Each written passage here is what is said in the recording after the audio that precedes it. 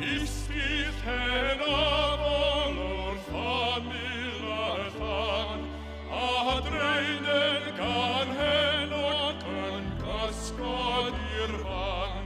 O'i gylch mae genethod y borau arnawn, yn disgwyl gan ganu a'i llestri yn llawn. Brenin Lladon i ddilydd, mae y ffrwdri sial o bryd. Nid yw dwyno'r ei byd o'r troi a throi o hyd.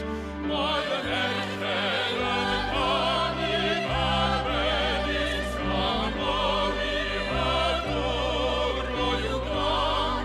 A'r misfyd rhan gwenu wrth glywed y gan.